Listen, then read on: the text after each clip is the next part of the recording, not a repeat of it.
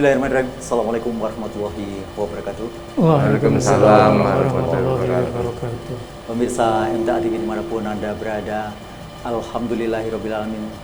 Segala puji bagi Allah Tuhan semesta alam. Dan saat ini kita dipertemukan kembali setelah sekian lama, kurang lebih 1 bulan lebih atau 1 bulan lamanya kita berjumpa di awal Ramadan. Hingga sekarang kita ada di acara Romantika dan Dinamika Perjalanan Dakwah Majelis Tafsir Al-Quran. Salawat serta salam semoga tercurah kepada junjungan kita Rasulullah Muhammad SAW beserta para keluarga, para sahabat, dan semoga termasuk kita-kita yang senantiasa untuk menegakkan sunnah-sunnahnya. Pemirsa dimanapun Anda berada, acara ini menjadi satu sajian yang sekaligus menjadi pelajaran kita bagaimana kita akan mencintai Majelis Tafsir Al-Quran, di mana kita mengaji Al-Quran dan Sunnah. Bagaimana perjalanan dakwah mulai dari tahun 72, bahkan sebelumnya pun juga ada riwayat tentang itu, bagaimana pendiri dari Yayasan Majelis Tafsir Al-Quran ini berkiprah dalam dunia dakwah. Pemirsa dimanapun Anda berada, di sore hari ini kita bersua lagi. Dan bagi Anda tentu saja kami persilahkan yang akan bertanya terkait dengan narasumber-narasumber yang kami hadirkan. Di sebelah kanan saya ada beliau Bapak Heru Murti. Assalamualaikum warahmatullahi wabarakatuh. Bapak Heru Murti. Waalaikumsalam warahmatullahi wabarakatuh. Bagaimana kabarnya baik, sore hari alhamdulillah. ini? Alhamdulillah. Beliau ini adalah yang bersama-sama almarhum Ustadz Ahmad Sukino mengaji di Majelis Tafsir Al-Quran. Waktu itu mendaftarkannya bareng ya? Yeah. Waktu itu tahun berapa itu? Juli 73. Juli 73? Iya.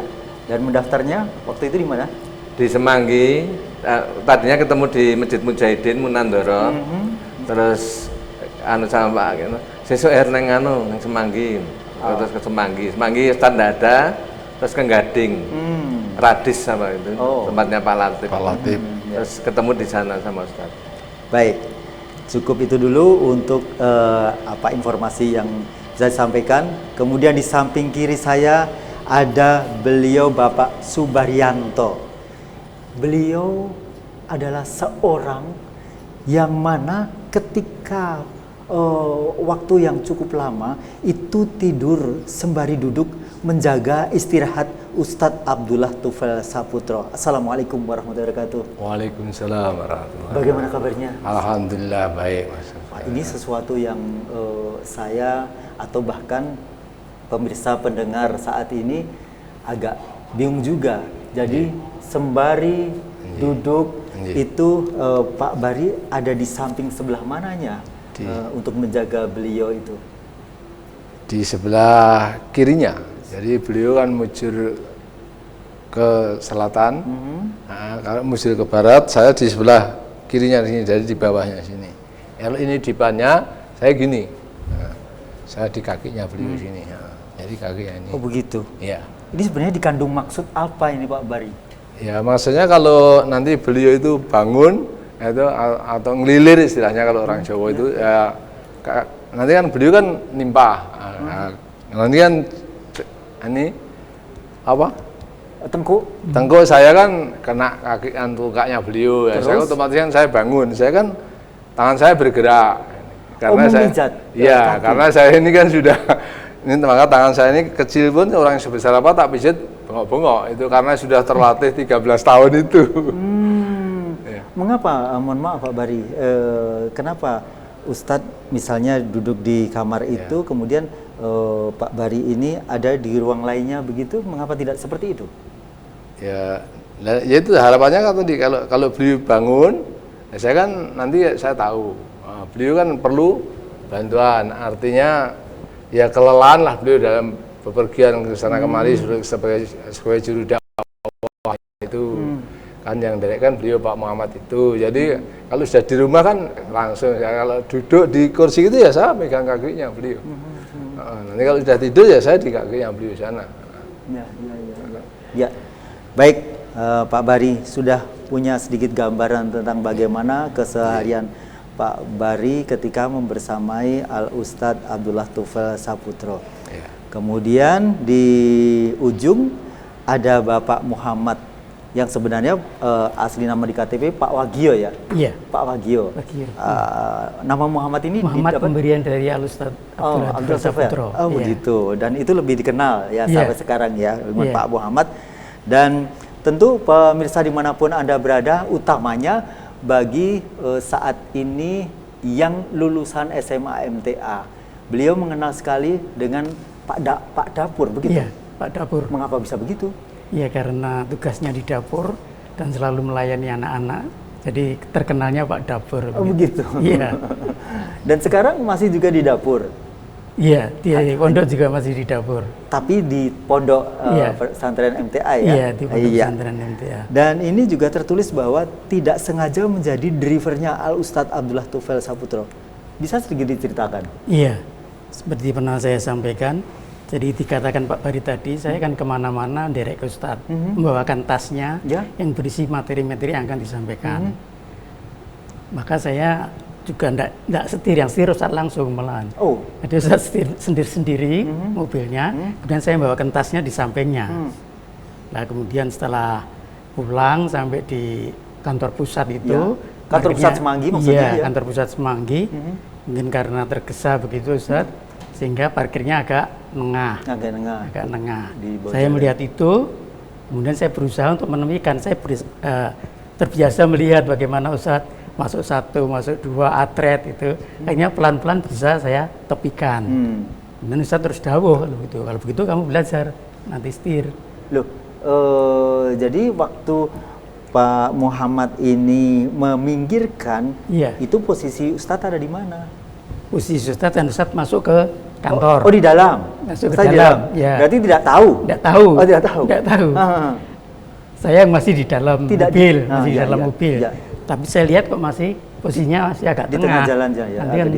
Nanti kalau keserempet pizza dan lain-lain kan bisa mobilnya nanti berut begitu. Terus? Saya berusaha pelan-pelan saya tepikan. Berinisiatif untuk demikian. Ternyata alhamdulillah bisa. Iya. Nah, habis itu langsung malah saya suruh untuk belajar. Jadi begitu ketika Ustadz keluar? Iya, terkejut. Kaget. Iya. Yang demikian tadi siapa? Nah, saya Ustadz. Oh, kamu kalau begitu kamu belajar. Oh, sekalian berdalam. Ya. Tidak takut waktu itu. Saya nanti dikira lancang, kenapa ini bisa?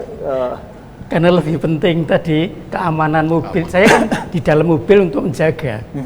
Jadi saya berusaha untuk selamat mobilnya tadi begitu. Iya. Sudah siap jawaban juga. Tadi posisinya begini Ustaz. Kan saya katakan begitu. Oh iya. Jadi tapi Pak Muhammad ini populer bahwa Pak Muhammad ini supirnya Ustadz begitu? Iya, populernya begitu. Iya. Setelah Pak Muhammad menguasai nyopir itu tadi, setir mobil ya? Iya. Oh begitu. Iya. Baik, saya kembali lagi ke Pak Heru. Pak Heru, di tahun 73 ya, tahun 73 Pak Heru bersama Al Ustadz Sukino ya, itu masuk bersama-sama. Kemudian waktu itu sebenarnya apa janjian toh atau kencan dulu bertemu dengan Ustadz Sukino ini sehingga yuk daftar bareng-bareng? Enggak, tiap Jumat itu ngikuti munandharah Pak Abdani Di Masjid Mujahidin tadi. Mujahidin itu. Baru Nyanyar ya? Iya, Baru Nyanyar. Pas ketemunya di situ.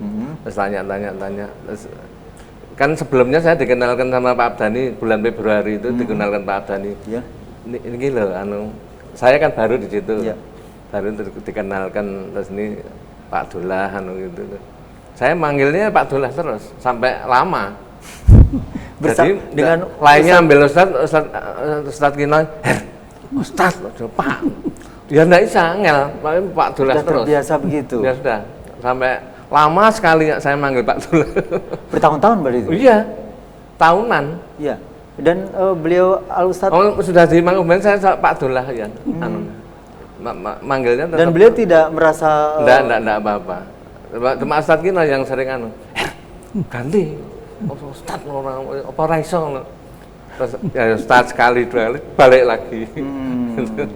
Tapi lama-lama juga sudah terbiasa ya. Sudah, ya. biasa. Iya, iya.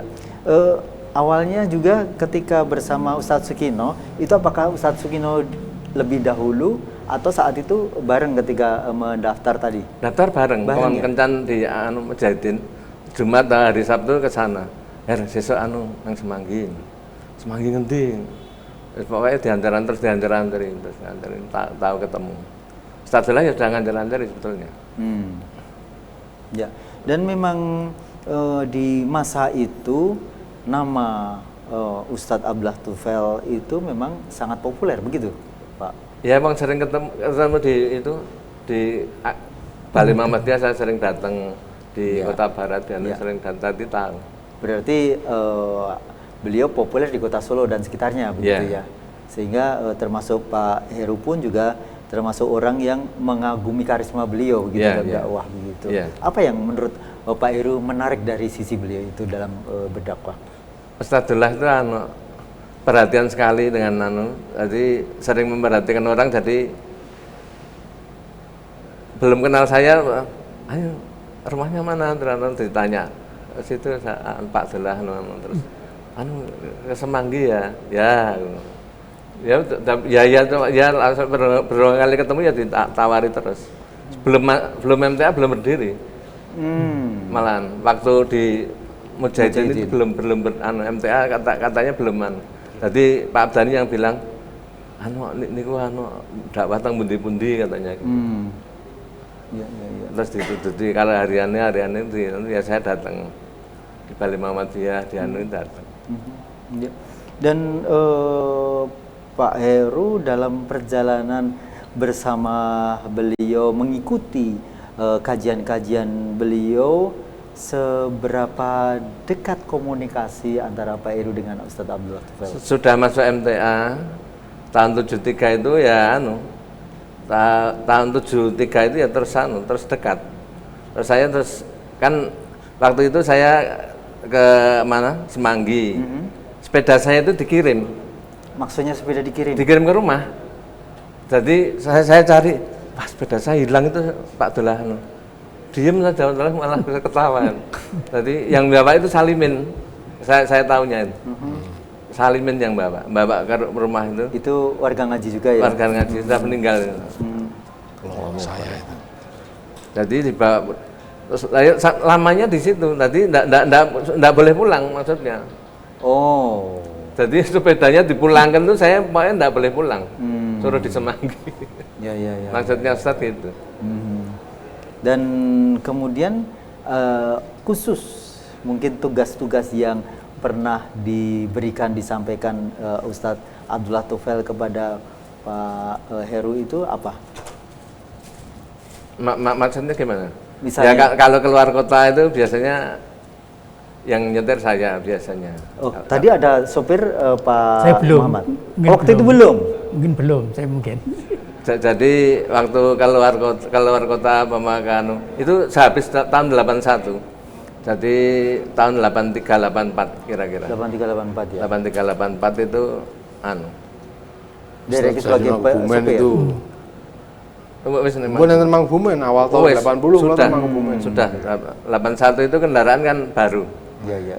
Corona Baru itu. Corona mobil ya. Karena sekarang corona wabah ya. Corona mobil. Jadi kalau keluar kota ke Jakarta, ke Surabaya, ke Bandung. Baik, Pak Heru, kali ini ada video yang merupakan informasi terkait dengan Pak Heru. Ya, kita langsung saja buka atau lihat.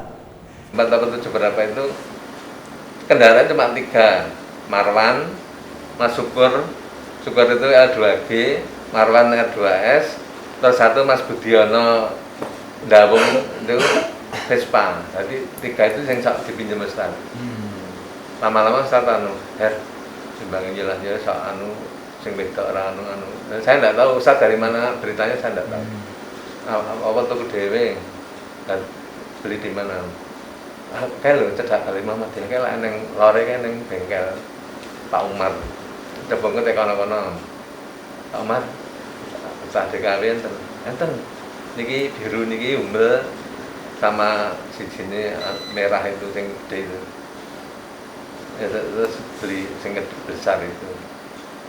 Nggak tak pakai sama Ustaz itu neng titang neng anu kan goncengan 2 orang jane ya lemu-lemu. Saya belum lemu banget. Ustaz anu enggak kan kebanan anu iki piye? Ya sudah tak tambahke dulu aja. Ditambahke orangnya sudah ada pulang. Tapi Ustaz anu. Nah ini Ustaz anunya di sini. Jadi nek awake dhewe wis mulang ning kono arep anu kono wis pokoke apa kedadian harus sampai sana.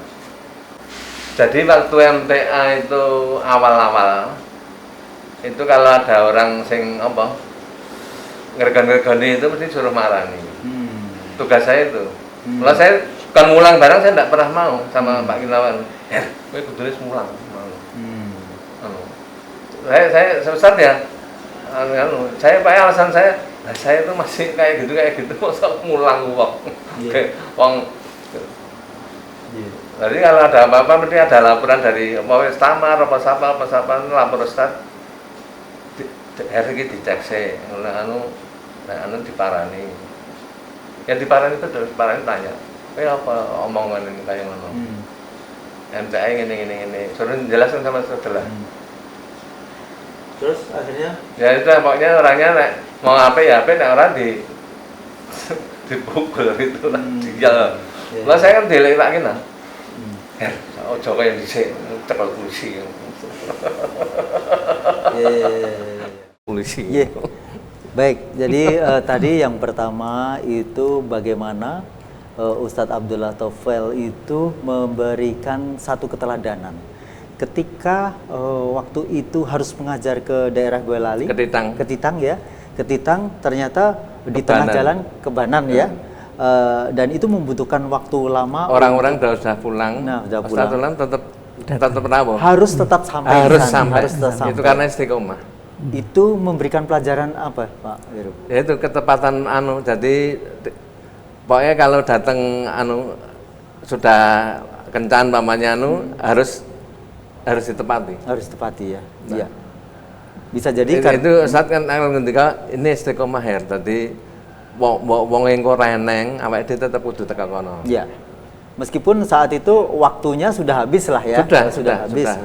Untuk kajian sudah habis.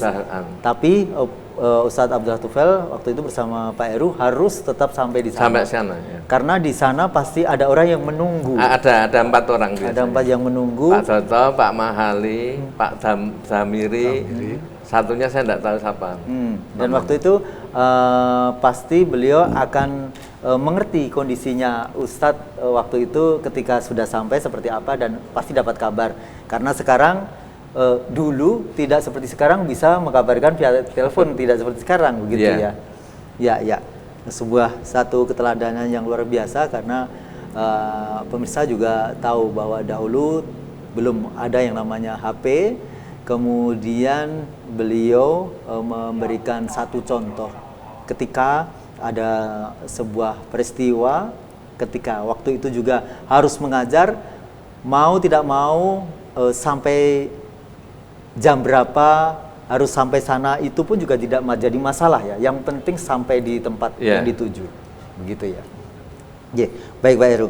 Kemudian saya ke Pak Bari, ini kalau dari apa yang disampaikan Pak Heru, ini beberapa tentu ada satu pelajaran-pelajaran. Nah ini mungkin juga kita akan melihat pemirsa video dari kesehariannya Pak Baryanto atau Subaryanto.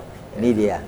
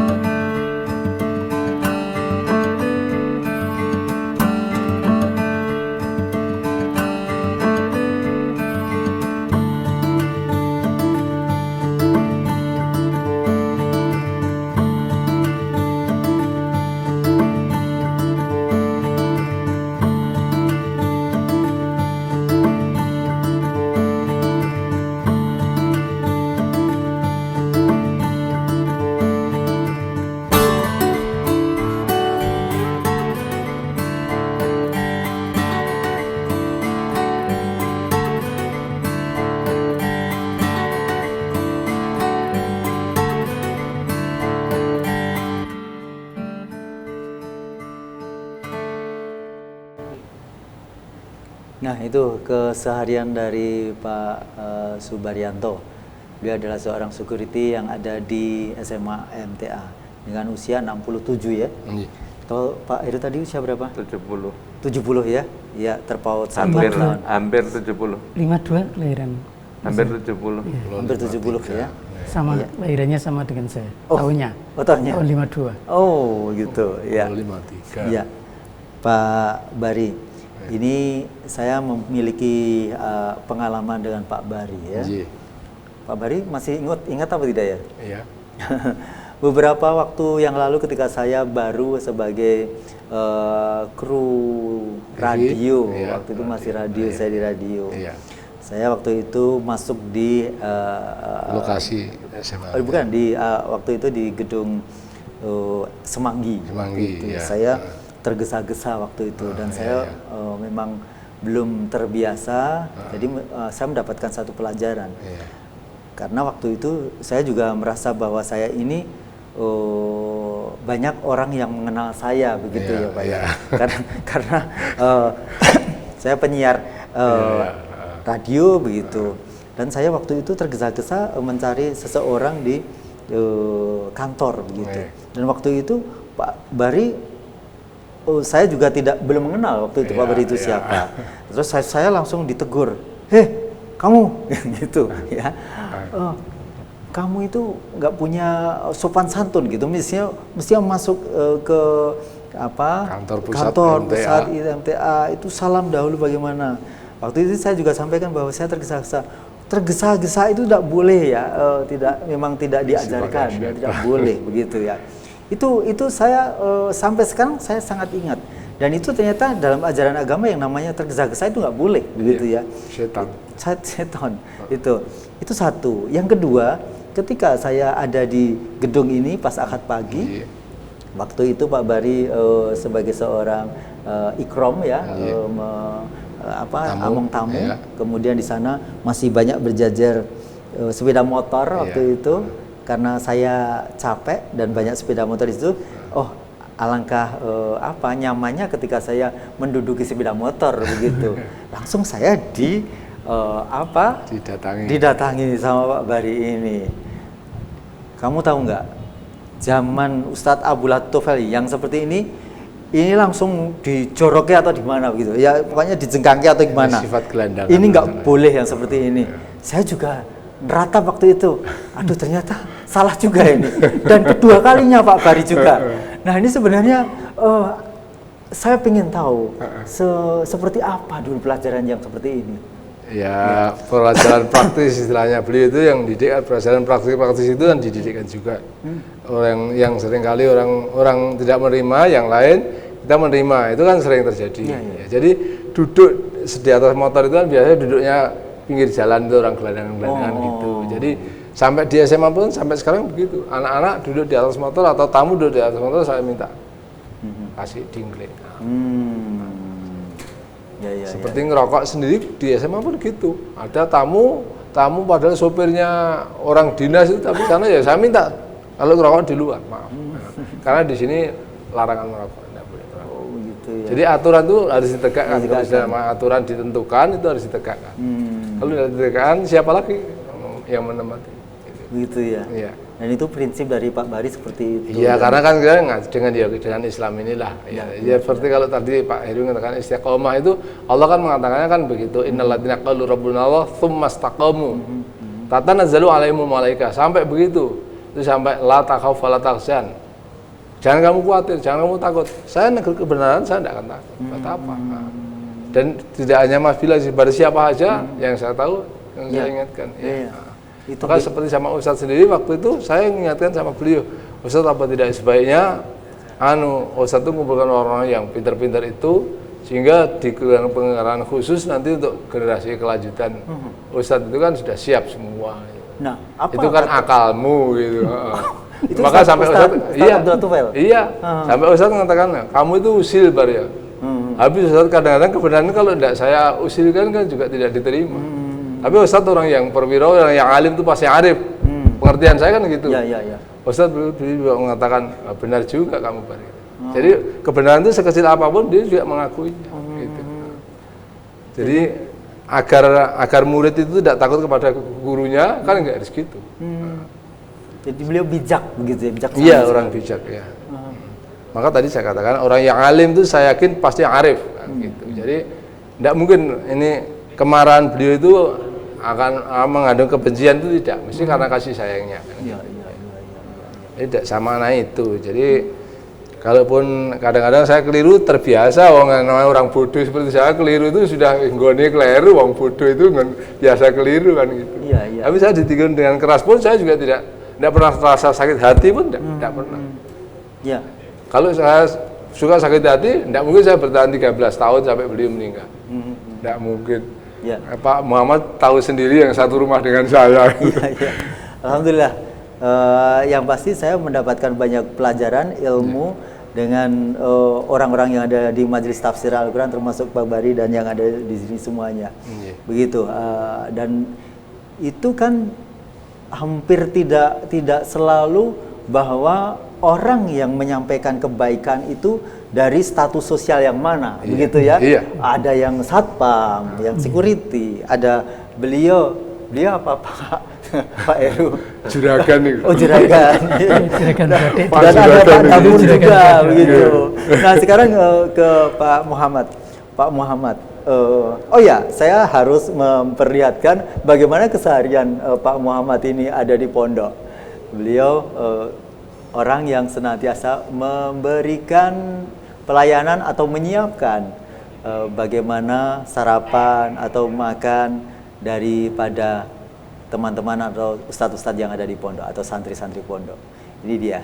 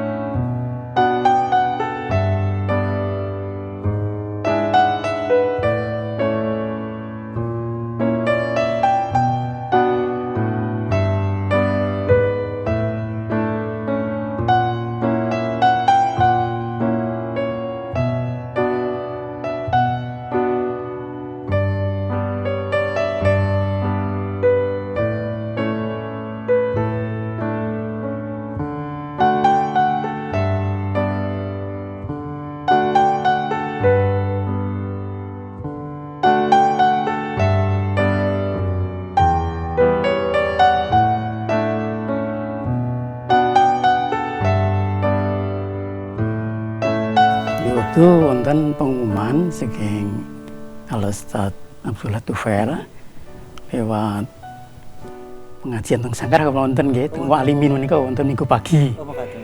Lajeng teng Balai Muhammadiyah nggih wonten.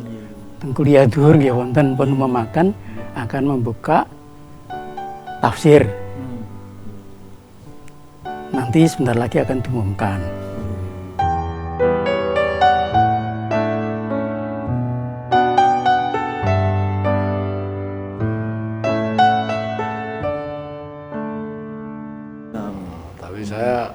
membersamai beliau di Mangkubumen itu awal tahun 80. Oh, iya. Ya, di kantor pusat dulu sebelumnya. Iya. Sebelumnya di Kemlayan sini. Jadi sudah keliling itu. Iya. Pak Muhammad, ini bisa disampaikan. Dulu ketika ngaji itu ajakannya diajak siapa? Inisiatif untuk mengaji. Ajakannya pengumuman Ustadz langsung dari pengajian, mungkin seperti Pak Heru. Oh, Hampir beliau kalau di Pak Heru Mujahidin. di Masjid Mujahidin oleh Pak Abdani. Iya. Kemudian saya kan termasuk menyiapkan ya mikrofon untuk pengajian akad pagi di Sangkra. Oh, di Sangkra. Si Mu'alimin Sangkra, Mu'alimin Muhammadiyah Mu'alimin, Sangkra. iya. Saya sama teman menyiapkan perlengkapan untuk ceramah. Nah, dari situ kan tahu akan diumumkan, seperti dikatakan Pak Heru tadi akan dibuka. Jadi sebelum dibuka saya sudah ke Semanggi. Di tempatnya dulunya sebelum di Masjid Marwah di tempatnya Bu Saleh itu gelombang 1. Di situ ada Mas Fatkur, Mas Musawab. Itu di situ gelombang 1. Iya. Dan yang menarik Iya. dari kajiannya Ustadz itu apa juga seperti yang disampaikan Pak Heru. Beliau menyampaikan itu mudah ditangkap dan sebagainya. Iya. Jadi langsung bisa menyentuh kan seperti nanti di pelajaran waktu di Ramadan itu pernah saya katakan sebelum saya untuk cari 5 orang untuk diajak ke MTA begitu. Itu kan di situ ada tertulis bahwa fitrah itu menghajatkan wahyu. Wahyu memanggil fitrah. Memang di situ. Kita tersentuh oleh urian-urian beliau itu. Memang kalau fitrahnya ini kita masih itu mendapat hidayah akhirnya akan terpanggil oleh wahyu tadi. Iya. Dan ada pernyataan atau informasi yang disampaikan bahwa Ustadz itu mendidik kedisiplinan ya. Iya. Ini mungkin cuplikannya. Ustadz misi di Minggu pagi. Itu waktu kan saya harus bangunkan jam 3 kurang 1/4. 11 bulan Mas, itu untuk melatih disiplin itu. Yang jadi masalah kan bukan itunya. Kalau dulu kan sering Purnomo Sidi pengajian keluar kota itu. Nah kalau sampai malam, sudah jam 1:30 sudah ngantuk gitu, padahal saya jam 3:4 harus bangun kan. Nah ini yang berat. Sering saya duduk begini, jam itu. Ya jam. Nanti kalau sudah jam terus dibel ke rumah sana dibading dong gitu. Nah, sudah lego, alhamdulillah bisa sampai sebulan saya untuk disiplin itu. Dan dulu juga kalau misalnya dulu ini menyangkut disiplin tadi ya Mas ya. Dulu pendidikan guru daerah itu sebulan penuh. Kalau tidak masuk sekali aja tidak boleh ngutip catatan temannya. Jadi masing-masing punya sendiri-sendiri. Iya, itu untuk disiplin tadi. Itu sampai panjang. Utamanya dijadikan momentum itu bulan Ramadan. Nafar yang pertama kali di Keditang itu, Bagusari itu. Nah, di situ dia langsung praktek. Saya kan gelombang 2. Gelombang 2 itu yang masih ada ya sekarang. Saya, Ustaz Yoyo, Pak Ngabidi, Pak Sarno, ayahnya Dr. Wajir itu. Kemudian Pak Yono di Mbaki sana. Nah, itu setelah nafar langsung amr. Kamu cari 5 binaan. Terus ditatar sebulan tadi. Lama bulan Ramadan. Ya. Ini saya masih tidak bisa membayangkan, masih tidak bisa mencerna sedemikian dahsyatnya karisma dari Ustadz Abdullah Tufail Saputro. Ya. Ketika takut tidak bisa membangunkan pagi. Ini sepertinya dari Pak Bari juga demikian, Pak Muhammad juga demikian, bahkan yang lain pun juga menyampaikan tentang hal itu meskipun versinya sendiri-sendiri ya. Ini sebenarnya seperti apa sih Ustadz Abdullah Tufail itu ketika memberikan atau mungkin bahkan mengancam atau mungkin apa yang ini selalu ada rasa ketakutan dan harus mau, tapi itu semua tidak menjadikan kapok. Nah itu yang saya bingung. Bagaimana Pak Muhammad? Ya, kalau saya sendiri Ya masih berkait dengan masalah pengamalan ini sebenarnya. Pengamalan waktu tafsir sampai di ayat lan tanalul birra hatta tunfiqu mimma tuhibbun, itu kan sebagai perwujudan kita mengamalkan ayat itu dengan menanyakan, Ustaz kamu punya tabungan, Pak Bari, siapa lagi, disebutkan bahwa ada saudaranya yang istrinya mau melahirkan. Nah, kita kan sampai sana. Ini sebenarnya kan kita diajari di situ itu untuk kalau kita sesulit apapun, kalau kita bisa menjalankan itu, amalan kita itu bisa jadi wasilah. Bekasnya kan ada di betul-betul bisa jadi wasilah. Jadi semisal saya dulu ada di dalam rumah tangga saya ada bapak dan ibu bertengkar begitu. Nah, saya tahu permasalahannya, saya bisa menyelesaikan dengan itu, ya Allah. Kalau apa yang saya lakukan itu memang betul-betul ridho untuk mencari ridhomu, selesaikanlah permasalahan ayah dan ibu saya. Selesai, alhamdulillah. Itu doa. Iya. Atau dengan ikut menyampaikan Bapak Ibu. Iya, saya jelaskan apa permasalahannya. Dan saya sambil berdoa tadi, saya selesaikan masalah itu. Banyak hal, maka sesungguhnya kalau itu bisa diamalkan, saya tambah sedikit yang terjadi di Mojogedang waktu pendirian pondok itu. Itu ada, sekarang sudah almarhum, tapi pernah cerita kepada saya almarhum ini, Pak Ngadimin. Itu dulu akses ke pondok itu sulit karena orang-orangnya itu minta harga mahal dan ada yang dibayar berapapun tidak mau. Dia mau kalau ditukar dengan sawahnya Pak Ngadimin ini. Kan harganya lebih mahal dari itu. Akhirnya direlakan sawah itu untuk orang itu. Lah ini bisa untuk wasilah. Iya. Lah makin banyak kita dilatih, termasuk yang sulit-sulit tadi. Ini bisa jadi wasilah untuk saya. Ya Allah, lancarkanlah ya dalam belajar. Bisa.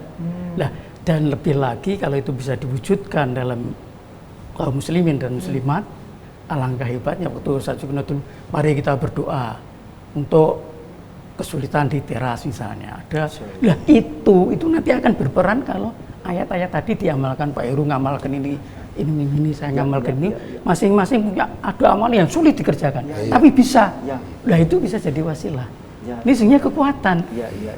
Kekuatan ini yang tidak terhalang sampai ke langit.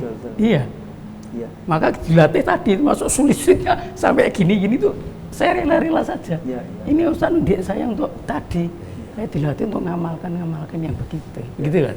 Pelajaran ini sering disampaikan ketika nafar ya.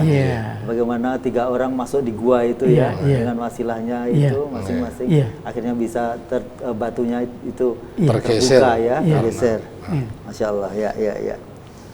Baik, pemirsa dimanapun Anda berada, meskipun beliau-beliau ini seangkatan di masa lalu ketika mengaji, tapi ternyata kesan-kesan antara beliau dengan Ustadz almarhum Ustadz Abdullah Tufail Saputra itu masing-masing sendiri-sendiri ya.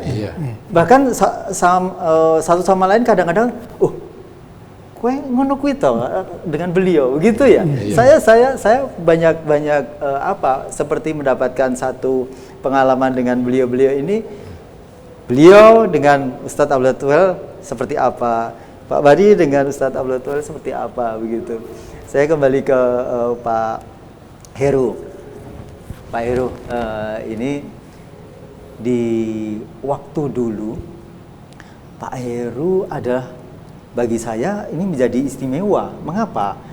Waktu itu Ustadz Abdullah Tufail bersama Pak Amir Murtono waktu itu dan bersama panjenengan atau Pak Heru ini berangkat haji. Ya. Ini kenapa pilihannya Pak Heru? Mohon maaf ya. Mohon maaf. Saya malah jadi sebelumnya itu kan dengan saya terus. Jadi waktu habis ngantar Bu Ustadz haji tahun 86, Bu Ustadzullah haji itu mampir tempatnya Pak Amir di Cikini. Terus kita hari sampai aku neng Solo, arep neng Kertosolo melura, monggo.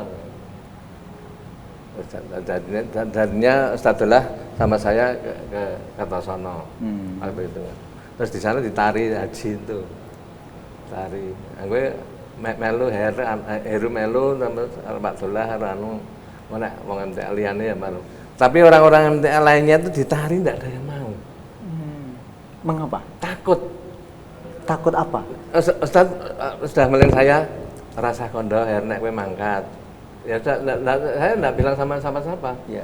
Terus banyak ditari di anu yang terakhir itu Narno kerja itu. Saya suruh duduk di utara tembok itu, kursi yang sok nonton TV itu, saya di situ suruh dengarkan alasannya apa. Tapi sebelumnya Ustaz sudah nari beberapa orang. Kalau Ustaz bilang 10 orang ditari tidak ada yang mau. Tapi lagi yang terakhir akhirnya anu ya enggak mau betul. Alasan Narno itu saya waktu keluar saya tanya, "Kok bedine ngapa tenar?" Wah, aku wedi nek Ustaz duka malah piye gitu. Karena dulu itu seperti itu. Jadi marahnya Ustadz marah itu mungkin ya takutnya sama Allah itu mungkin sama. Betul, terjadi seperti itu di MTA itu. Sampai seperti itu. Iya. Jadi kalau ada orang alah kalau kempres itu mesti ngapusi. Sama ininya enggak cocok. Kenyataannya seperti itu. Iya. Jadi takutnya itu betul-betul takut. Iya. Dan nyatanya haji enggak anu. Baik, ini ada sebuah video yang menyampaikan bagaimana cerita itu dari Pak Heru, cuplikannya. Yang kita dapatkan itu kalau beliau marah, kita justru banyak ilmu. Keluar ayat ini, ada ayat ini, kita tahu nggak? Dalilnya keluar. Jadi beliau marah itu kita senang. Karena apa? Banyak argumentasi yang mestinya tidak muncul banyak. Jadi kadang ada yang elak ya nan pancingin ben marah ya ngono.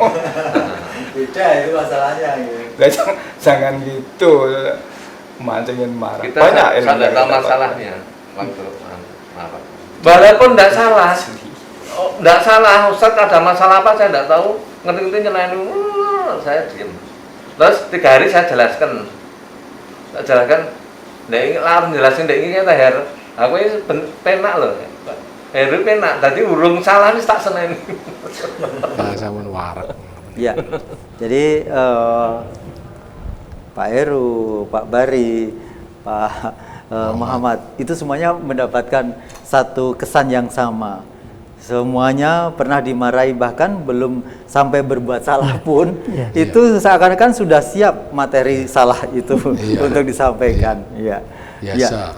Iya, dan apa yang disampaikan Pak Heru tadi tentang terkait beberapa orang yang pernah dimintai untuk diajak haji itu pun ternyata tidak hanya Pak Heru, sebenarnya sebelum banyak juga yang Karena 10 sebelum Mas Narno itu, karena Mas Narno saya suruh dengarkan. Ya, ya, saya kira juga Pak Muhammad dan Pak Bari juga mungkin baru mendengar sekarang, Pak. Atau memang sudah pernah mendengar kisahnya tentang ini? Maksudnya dalam artian, oh ternyata dari beberapa orang yang diajak oleh Ustadz Abdullah Tufail itu sebenarnya tidak hanya Pak Heru, tapi memang Pak Heru tidak ada rasa takut ya begitu? Dengan saya biasa di sana ini. Oh begitu. Saya biasa, tapi tidak takut. Takutnya takut biasa lah nanti paling enggak. Ya seperti saya sampaikan kemarin tuh Pak Bilal. Jadi kalau kemarahan yang alim itu pasti arif, tidak mungkin karena kebencian, pasti karena kasih sayang. Betul, itu yang saya tanamkan itu terus di mana kalau saya suarakan itu. Karena orang yang alim itu pasti yang arif, tidak mungkin ngawur. Marah itu tidak mungkin ngawur. Jadi kalau kadang-kadang beliau terbawa dari ketika ngajar sana tadi, saya untuk celepetan ini biasa. Bukan satu hari yang ganjil, tidak. Tapi saya katakan saya sendiri tidak pernah sakit hati. Saya dimarah macam apapun udah warek gitu. Tapi tidak pernah terasa sakit hati. Iya. Pak Bari, ini mungkin termasuk di hari-hari beliau terakhir beliau gerah kemudian sampai meninggal itu Pak Bari juga termasuk membersamai. Waktu itu seperti apa? Ya terakhir malam terakhir beliau mau meninggal itu, saya kan biasa 1 minggu sebelumnya itu kan saya selalu oksigen beliau. Nah, jadi kalau malam beliau habis ngajar, habis pergi itu malam pasti oksigen. Setengah jam itu sudah hampir 1 minggu. Gerah beliau apa waktu itu? Ya sudah banyak kalau beliau gerahnya itu. Karena sudah sepojok. Waktu iya. itu usia berapa berat? 60 berapa? Saya tahu. 63 ya? 65 beliau itu. 65. Nah, jadi malam terakhir itu sampai saya oksigen 1 jam tidak ada perubahan, 1 jam lagi tidak ada perubahan lagi, masih berarti Maksudnya sudah dalam, tidak ada perubahan. saya oksigen itu artinya kan tidak lega masih itu sesak gitu biasanya ya? kan lega iya. Masih beliau kan ini.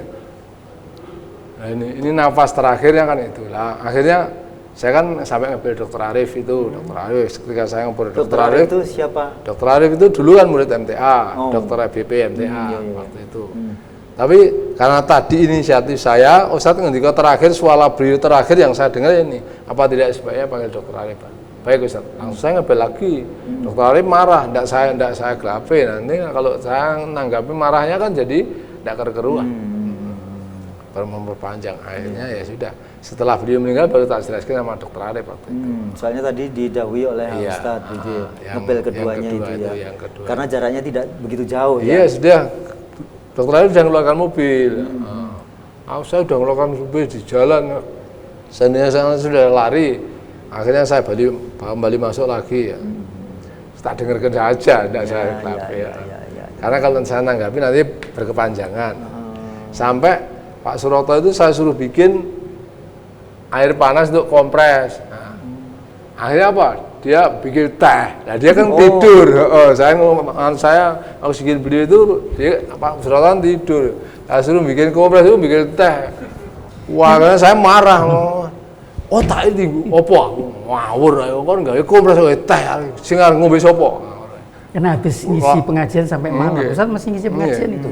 Masih sampai malam ngisi ibu tidur tadi. Ibu-ibu Kan karena pulangnya Ustaz malam. Habis saya nganter ke Mangkubumen, saya kan sudah punya rumah di Ngangkro. Saya mobil saya masukkan, saya ambil sepeda motor, saya pulang ke Ngangkro. Gitu. Jadi Di sampai malam maka tadi iya, sampai malam. Salah informasi tadi. Waktu itu ada berdua ya? Ada berdua? Iya, saya berdua sama Pak Suroto aja. Saya pulang ke rumah. Sudah pulang. Karena sudah berumah tangga. Akhirnya batuk saya ini nendang pintu ini monyol gini ya. Ayo ya sambil marah namanya marah. Saya bikin kompres ke belakang itu sambil marah. Nah, bagaimana lihat saat gini coba bayangin. Kalau sudah saat gini kan ya. Jadi kan saya sudah banyak nunggu orang sakit tapi meninggal. Tapi akhirnya Al Ustadz dibawa ke rumah sakit Kasibu. Dokter Arif datang, Ustadz Kino datang terus bawa ke Kasibu. Ustadz Kino datang sudah berangkat. Pun berangkat Pak Irung gini kan. Nggih, pun tadi yang besok Dokter Arif teng Kasibu gitu. Lah saya dipesan enggak boleh pergi. Sudah saya enggak pergi. Jadi kalau ada orang masuk rumah itu ya saya tahu. Oh, yang ada di rumah saya sendiri. Tidak mungkin pintu tidak saya kunci itu tidak mungkin begitu. Mohon maaf ini saya hanya ingin tahu sebenarnya keluarga beliau ada di mana? Keluarga beliau di dalamnya sendiri. Semanggi. Semanggi. Tidak membersamai beliau ketika waktu sakit, mohon maaf. Datang tapi dari Mangkubumen dikabari. Sudah belakangan tapi baru nyusul ke rumah sakit Kasibu. Ya juga. Itu Pak Suroto dalam. Tapi sebelumnya itu kan memang beliau kan tidak pernah membersamai keluarga. Dalam satu malam pun saya 13 tahun belum pernah beliau itu tidur bersama keluarga di Semanggi itu tidak pernah tahu. Ibu yang sering ke Turisari. Itu cuma siang beberapa jam balik itu Pak Muhammad yang jemput, yang antarkan jemput itu selalu. Jadi kalau saat kangen ibu itu ibu diaturi ke Mangkubumen. Nanti kalau ibu di Mangkubumen, saya daftar kamu pergi bareng 1 jam, kalau 2 jam pergi saya pergi sama Pak Soto itu. Jadi rumah Mangkubumen itu rumah dakwah, yang sana itu rumah keluarga. Jadi beliau itu 13 tahun saya bersama beliau itu tidur itu beliau dengan ruang tamunya ya di situ itu. Karena yang dipakai tidur beliau itu dipan lempit itu. Oh iya. Ayat-ayat itu. Jadi kalau saya mijit kan ya muni ya gitu. Seperti kursi malas itu. Iya. Yang bisa dilipat. Iya, lipatan itu. Jadi saben hari kalau pagi udah saya kandangkan sendiri. Jadi kamar tidur khusus itu beli itu enggak pernah dipakai. Iya, iya, iya. Jadi ruang tamu ya ruang tidur itu. Jadi kalau pagi sudah bidibannya saya singkirkan ke belakang. Itu untuk tamu. Nah, tamu itu kan kalau beliau dulu kan tamunya kan banyak sekali sampai sore biasa itu.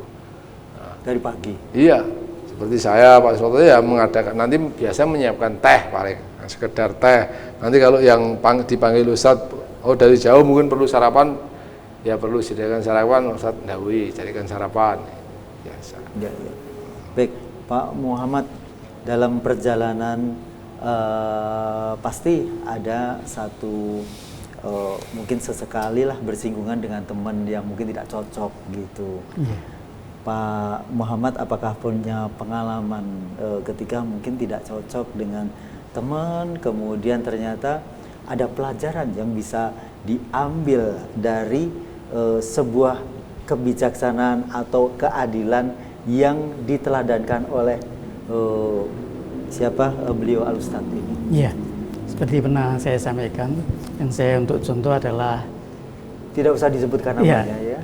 Saya tidak sebut nama ya. Tidak usah disebutkan namanya siapa pada siapa. Kejadian aja. Iya, pernah. Ya terjadian dengan satu fulan teman saya. Kemudian ya dia mempunyai rambut yang keriting begitu. Terjadi pertentangan hebat itu dengan saya. Beliau punya rambut yang keriting. Orang yang dimaksudkan. Yang fulan tadi, ya. tadi yang bertengkar dengan saya tadi punya rambut yang keriting. Iya. Iya.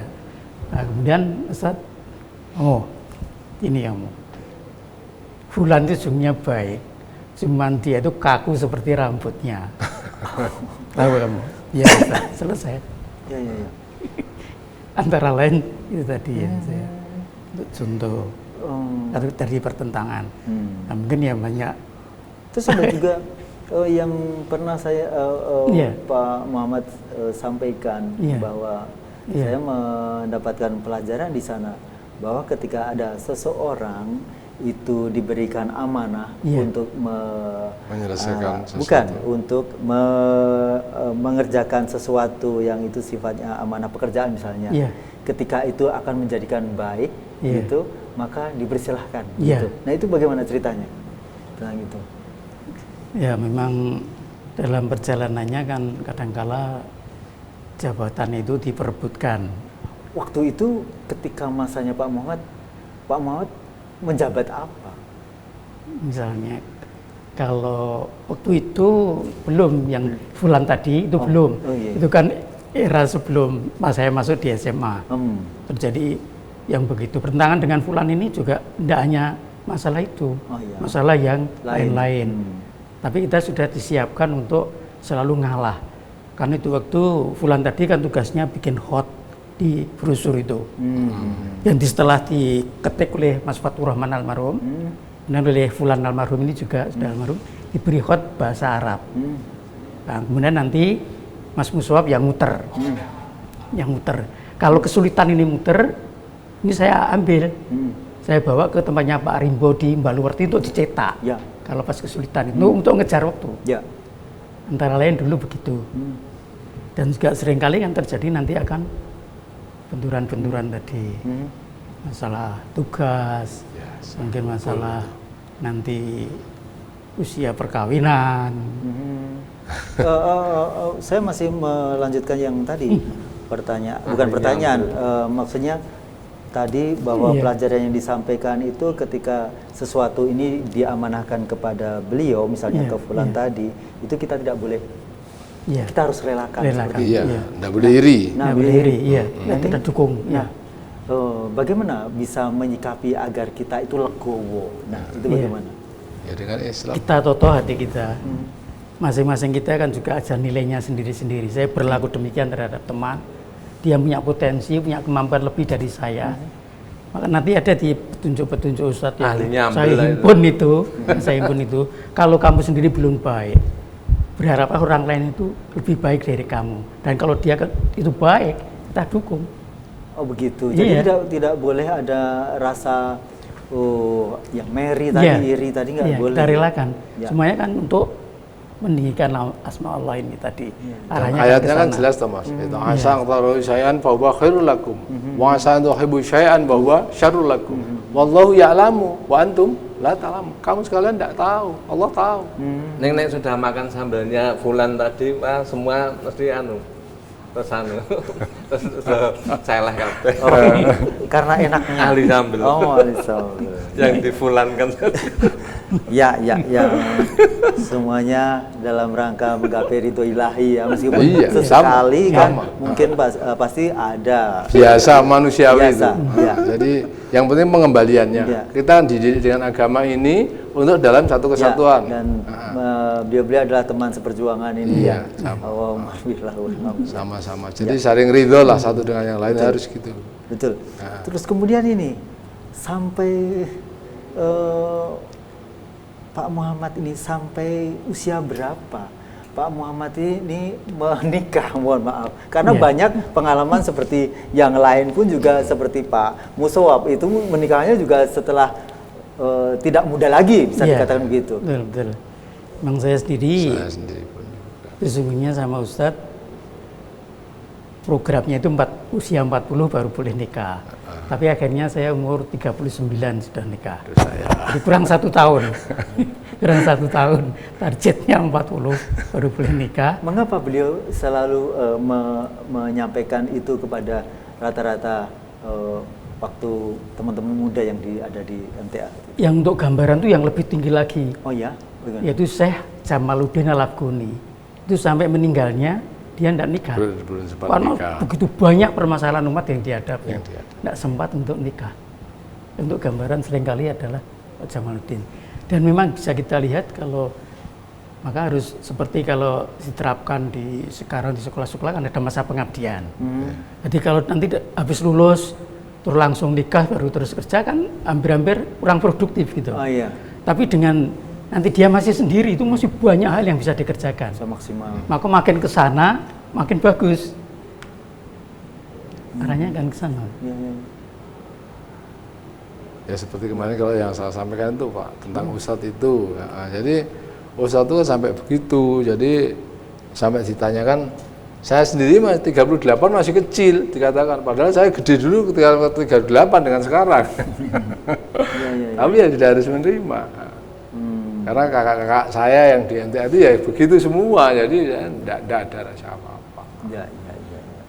Meskipun sekarang ketika memiliki putra dan belum sampai seusia begitu pasti sudah wes wajine gitu ya. Iya. Ya, itu memang perjalanan waktu ya yang bisa merubah itu semuanya.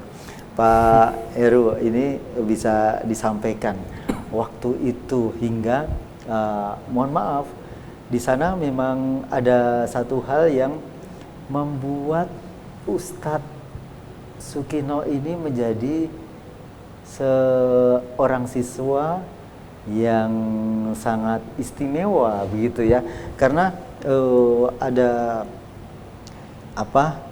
pernah disampaikan bahwa ketika Ustadz Abdullah Tufel bersama Pak Heru tindak kemudian ditelepon. Nah itu kisahnya seperti apa sebenarnya? Itu dulu kan MTA itu dicoba.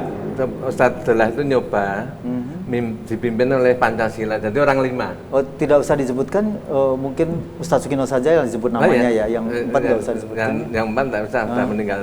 Yang 3 sudah meninggal, yang 1 belum. Itu jadi kedisiplinannya Ustadz Sukino itu yang Ustadz betul-betul jadi disiapkan. Jadi Ustadz Sukino itu sebetulnya disiapkan Ustadz untuk jadi penggantinya. Disiapkan, betul-betul disiapkan. Jadi Ustadz Sukino itu disiapkan 12 tahun, jadi dari 81 sampai 92. Itu sering saya bilang Ustadz Sukino, mbok saiki nyiapke penggantine anak-anak. Itu maksudnya gimana? Saya ambil Pak D itu maksudnya. Ke siapa? Pak Ustadz Sukino. Ustadz ngaturi. Enggak, saya ke Ustadz Kina itu biasanya panggil D. Oh begitu. Pak D maksudnya gitu. Gitu. Kakak saya sering manggil seperti itu. D, mbak nyiapke saya kadang-kadang sok lupa, harusnya Ustadz Kina ya D gitu. Saya kadang-kadang saking kulinonya itu jadinya karena merasa dulu masuknya juga bareng begitu. Janjane sok kelingan sok ndak jadi itu. Jadi keistimewaannya seperti itu. Jadi waktu dari Surabaya dari Hotel Miramar telepon ke rumah itu ke rumah itu kemana? Ke Mangkumen 7334 pamane terus itu kan sebenarnya dipiket nih 5 orang itu suruh miket gantian ya. Dipiket sudah disiapkan jane wis tak wong 5 kuwi nek pengen apa wae kari obo. Engko Baryanto kari ngubungi Asrama Putri wis mesti disiapke. Tapi kenyataannya itu kalau ditelepon enggak pernah ada 4 orang itu. Jadi delala ya enggak tahu waktu haji ya seperti itu. Haji telepon, coba telepon ngomah Her. Iki tugasnya siapa? Wah enggak tahu kalau tugasnya. Tapi coba ditelepon dan delala Ustadz Kina lagi. Oh yang selalu menerima di standby itu. Telepon itu delala pas saya enggak tahu Allah yang ngatur seperti itu. Pengen jadi ya dipersiapkan terus oleh Allah. Saat dari Bandung ya seperti itu, dari Bandung teleponen omah ya Pak Ustadz Kina lagi jadi sepertinya sudah ada kecocokan ya antara Ustadz Dola sama Ustadz Kina itu calon penggantinya itu sudah ada. Mulai waktu diganti ribet-ribet itu saya ya terus langsung tak parani satu-satu. Ora ngerti ya Ustadz Kina disiapin. Kowe ora ngomong ndek ya. Nek Ustadz Kina disiapin ya malah ngomong barang aku. Aku kudune wis ngerti no aku. Ya, yang pasti. Yang Fulan tadi tak parani sik dhewe. Pinter dhewe. Baik. Ya, baik. Mungkin juga itu dari sisi yang mungkin kita semuanya tidak mengetahui ya, tapi di sisi lain yang secara jelas disampaikan bahwa Ustadz Sugino terpilih secara aklamasi begitu ya, resmi diterima oleh kalangan yang saat itu memang bermusyawarah untuk mencapai kata mufakat. Beliau selaku pemimpin selanjutnya di Majelis Tafsir Al-Quran. Ya, dari apa-apa yang mungkin pernah dialami oleh bapak-bapak yang ada di sini, mungkin saya ingin satu persatu ingin sampaikan. Kalau Pak Muhammad itu kekangenan apa yang mungkin saat ini kalaupun bisa dimunculkan lagi, misalnya begitu, kekangenan suasana rindu apa ketika bersama Ustadz Abdullah itu, suasana beliau itu nyaman, beliau itu galak, beliau itu seperti apa, bisa sampaikan Pak Muhammad? Yang paling berkesan bagi saya utamanya memang masih menyangkut masalah ya sampai ke ulama NU pun terpaksa saya pakai kalimat NU ini ya, karena memang kalimatnya begitu. Jadi kalau umat ini yang sudah saya kelola ini mau diambil monggo, nanti saya cari binaan lain. Yang saya sering kangen pemimpin yang jadi kalau masing-masing itu dari Muhammadiyah itu membina umatnya yang jadi anggotanya, MTA juga begitu, NU juga begitu, itu wajahnya akan lain umat Islam di Indonesia ini. Tapi kan semacam cuman ya anggota saja, tapi dibiarkan tadi. Maka Ustadz berbuat demikian itu adalah untuk tadi, kalau kamu memang punya anggota sekian, ya dididik betul-betul, diarahkan untuk betul-betul mengabdi kepada Allah. Nah kadang-kadang kalimat-kalimat yang begini itu munculnya kapan lagi? Kadang saya menginginkan kan juga masalah-masalah itu waktu ya ini menyangkut itu saya masih di Pulau Niban lah tadi. Saya kan di Gedung Galar, ada acara di Gedung Galar dengan para mahasiswa dan dosen itu berbagai macam dari perguruan tinggi ada yang dari UTP Pak Kresno itu, ada yang dari macam-macam. Nah, tapi memang itu didominasi nasionalis GMNI. Ada teman di situ. Nah, di Gedung Galar itu dia semacam dakwah dengan amal nyata, memberi yang putri yang memberi, yang putri ini dihampiri dari Uniba sana, dihampiri masih di Ngebalen itu, dia masih senam itu kok. Putri kok mandi dulu itu udah langsung pakai jaket berangkat. Militan berarti juga. Nasrani tapi militan. Berangkat. Ya, di Gedung Galar sana kan memberi motivasi ke ibu-ibu itu. Nanti terus dibantu Petromat. Nah, dari situ juga ada kabar itu Risari sekitarnya Ustadz itu yang anak-anak gelandangan itu dibina. Kemudian warung-warung di pinggir gitu. Terus kemudian ada berita lagi di Kedung Pring, Kedung Ombo itu Pak Kresno itu bilang, Kresno itu dosen di UTB, dia bilang begini, kalau saya bilang A, nanti Kedung Pring itu A. Ini perjalanan panjang Bu Mega ini. Jadi caranya begitu, hanya sampai-sampai Ustadz, kalau itu waktu pemuda Islam mau semacam itu, akan carikan biaya oleh Ustadz. Ini kan, itu waktu memang kita pas kan berkarya nyata, kalau Golkar kan simbolnya berkarya nyata. Ya, itu baik. Kita tidak akan ke ranah sana. Yang jelas apa yang disampaikan Ustadz itu bagaimana kesungguhan memimpin umat ini. Iya. Sampai tadi ke harus jadi sampai dari manapun itu ormasnya, dari manapun itu asalnya, ketika kesungguhan itu terjadi, maka itu akan menjadi kebesaran Islam ya. Betul. Kalau dari umat Islam bisa begitu, kenyataannya demikian berhasilnya sekarang. Itu kan perjalanan panjang. Ya, betul. Dari saya sekolah itu sudah dibina begitu daerah-daerah. Wujudnya akhirnya sekarang. Itu perjalanan panjang dari Bu Mega, bukan. Iya, lah umat Islam, pemuda Islam harus begitu. Ya, baik. Iya. Baik. Mungkin ke Pak Bari bisa disampaikan apa kerinduan yang mungkin ingin dirasakan seandainya saat ini ingin mengulang seperti itu. Kalau saya, kalau saya karena saya didiknya itu ya sebagai murid waktu itu, karena sebagai orang Muslim, layaknya kita semuanya sebagai orang Muslim. Jadi beliau itu menyiapkannya kan bagaimana orang Muslim itu ya betul-betul harapannya itu jelas. Jadi seperti kalau tadi ayat yang saya sampaikan tadi, innalladzina qalu rabbuna Allah tsumma istaqamu tatanazzalu alaihimul malaikah, sampai ala takhafu wala tahzanu. Itu tundonnya apa? Akhirnya wa basyiru bil jannatil lati kuntum tu'adun. Kalau sudah itu apalagi yang diharapkan? Kalau sudah surga apalagi yang diharapkan? Tidak ada lagi kan. Kalau orang kita semuanya sudah berharap tentang surga Allah itu selesai sebetulnya. Maka potensi apapun yang terjadi pada diri kita semuanya, pribadi-pribadi ini, kalau kita ini beriman, yang terbaik bagi Allah. Titik. Jadi wujudnya seperti apa? Tidak terlalu penting. Karena kalau kita beriman itu semua itu yang terbaik bagi Allah. Sakit pun yang terbaik bagi Allah. Mati pun yang terbaik bagi Allah. Jadi kita betul-betul tawakal itu betul-betul ada rasa dalam hatinya. Kalau seperti garam tidak ada asinnya, buat apa? Itu aja. Saya harapkan itu, karena saya merasakannya dulu saya sebagai orang desa yang gunung gelandangan lagi, jadi saya merasakan Islam itu kenikmatannya begitu.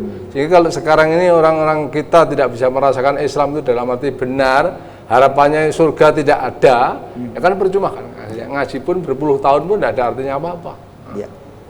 Karena seringkali ada terjadi sana sini, ternyata tiba-tiba sudah jadi pengajar masih maksiat, masih menipu, masih ada. Ini kan satu hal yang seharusnya janggal. Tapi kenapa terjadi?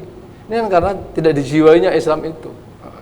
Seperti harapan surganya itu tidak ada. Kalau harapan surganya ada, tidak mungkin kan sekecil apapun maksiat kan satu hal yang ditakuti kan. Karena itu kan membahayakan dirinya. Itu aja. Baik, ke Pak Heru yang terakhir bisa disampaikan mungkin apa rasa kalaupun ingin mengulang ketika bersama Ustadz itu suasana yang seperti apa misalnya? Ya Ustadz, saya keteguhannya nyari ilmu itu walaupun sudah jadi Ustadz semikian besar ya, saya katakan begitu besarnya Ustaz, namanya begitu besar dan kepandaiannya juga tapi kadang-kadang Ustaz itu tidak tahu satu ilmu ke Jakarta ya, besok ini Jakarta. Nah, isyara ya bisa sama sekalian saya ada di sana, urusan di sana. Itu nyari ilmu ke Bandung ke Bandung, waktu ke Bandung tuh naik apa Ustaz? Kereta nanti Kawasaki ini diunggah ke di Begaseke. Di sana saya goncengan soalnya nyari orang-orang itu loh. Ya, jadi ilmunya Ustaz tuh kalau nyari ilmu ya sampai seperti itu. Iya. Kalau ketemu ya dan lebih leluasa ya kalau bisa. Waktu haji juga demikian, waktu cukur itu Ustaz, aku kelingan nih apa Ustaz? Siji sing MTA aku urung kelakon nih apa? Rahasia akhir hayat. Rahasia akhir ayat apa akhir hayat? Akhir hayat. Ayat itu. Akhir ayat. Ayat Al-Qur'an. Ayat Al-Qur'an itu kan akhirnya ada Allah Maha mengetahui, Maha itu rahasianya ada katanya Ustaz. Tapi sampai sekarang itu belum. Nah, mudah-mudahan waktu ini Ustaz Khalid mendengar bisa nanti memulaapilah. Jadi cita-citanya Ustaz itu sampai sedo belum kelakon tuh rahasia akhir hayat itu belum diajarkan di MTA. Oh, meskipun beliau sudah belajar tentang itu, tapi belum sempat disampaikan ke muridnya. Belum sempat disampaikan itu. Mudah-mudahan nanti penggantinya seperti Ustaz Khalid. Ustaz Kina ya pernah saya sampaikan jadi Ustaz ini, tapi nggak tahu bagaimana. Tapi ya belum. Masih waktu itu. Jadi mudah-mudahan ya karena kesibukan karena tambahnya ini MTA kegiatannya sekian banyaknya ini mungkin jadi mungkin mudah-mudahan saya sampaikan ini waktu cukur itu manggil saya, nggak ada apa Ustaz.